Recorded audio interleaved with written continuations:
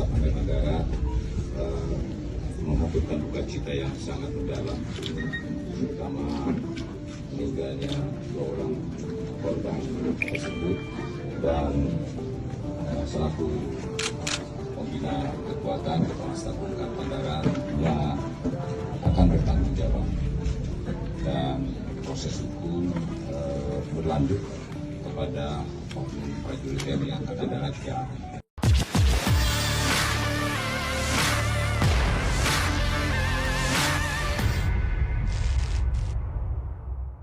Kepala Staf Angkatan Darat Jenderal TNI Dudung Abdurrahman mendatangi rumah orang tua dari Salsabila di kawasan Desa Ciarau, Nagrek. Dilansir dari Kompas.tv, Salsabila adalah korban yang tewas ditabrak lalu jasadnya ditemukan di Cilacap 12 Desember 2021 lalu.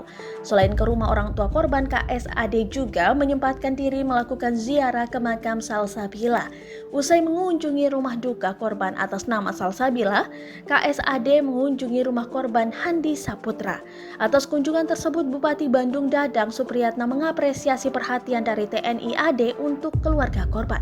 Kami dengan Forkopimda menyambut baik di lokasi, mengantar ke rumahnya dan makam.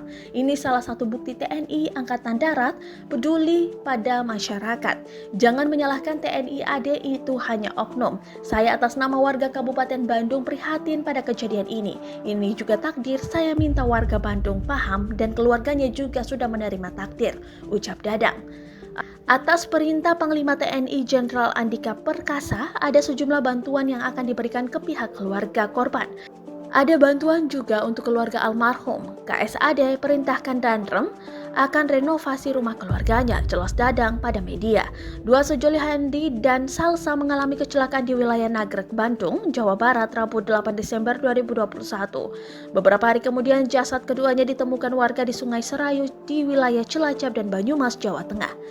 Atas kasus ini menyeret 3 nama oknum anggota TNI AD, yaitu Kolonel P, Kopda DA, dan Koptu AS.